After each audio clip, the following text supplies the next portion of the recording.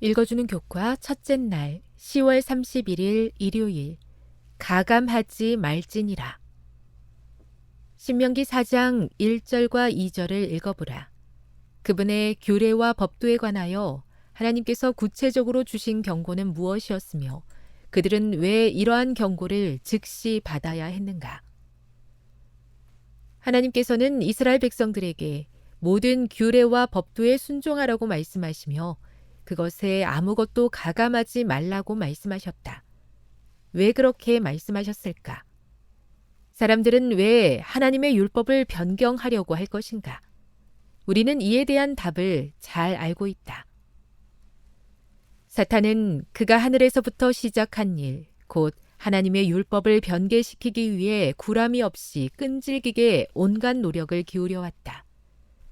그는 자신이 타락하기 이전에 천국에서 제시했던 이론, 즉 하나님의 율법이 불완전함으로 개정할 필요가 있다고 주장한 그 이론을 세상 사람들이 믿도록 하는데 성공하였다. 소위 기독교회라고 공언하는 대부분이 저들의 말로 표명하지 않을 때에는 행동으로라도 동일한 오류를 받아들였다는 사실을 나타내 보여주고 있다. 가려뽑은 기별 2권 107. 고대 이스라엘의 역사를 들여다보면 율법의 구체적인 조항을 무시함으로써 그 조항의 실질적인 효용을 잃어버린다거나 율법에 들어있지 않은 조항을 추가함으로써 결국 율법을 범하게 되어서 문제에 빠져버린 경우를 많이 발견하게 된다. 마태복음 15장 1에서 9절을 읽어보라.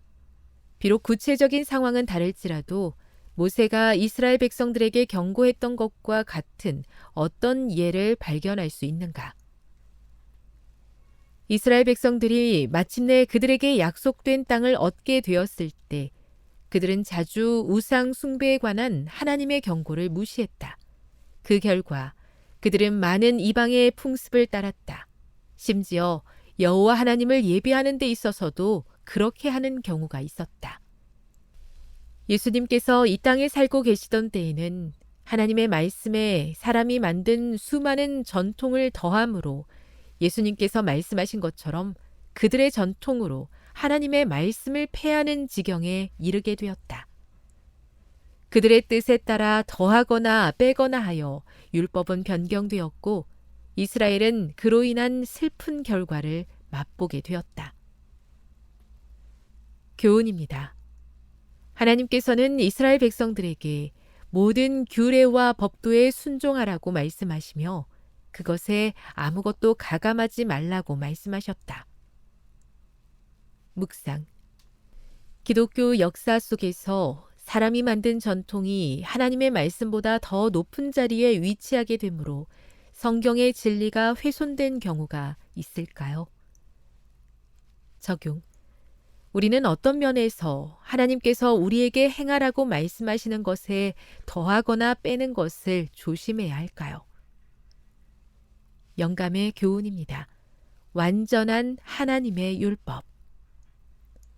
하나님의 율법은 변경이 필요 없을 만큼 완전하므로 죄악적인 사람이 스스로의 힘으로 율법이 요구하는 표준에 도달한다는 것은 불가능하다. 이것이 바로 예수께서 구속주로 오신 이유였다. 예수님의 사명은 사람들을 신의 성품에 참여하는 자로 만들어 하늘의 율법의 원칙과 조화되게 하는 것이었다. 우리가 죄를 버리고 그리스도를 우리의 구주로 받아들일 때 율법은 높여진다. 산상보훈 50. 살아가면서 자꾸만 저의 신앙을 합리화하며 세상과 타협할 때가 있습니다. 하나님의 말씀 앞에 정직하고 겸손하게 설 수 있게 해주시고 하나님께서 원하시는 방법대로 온전히 순종할 수 있는 믿음을 주시옵소서.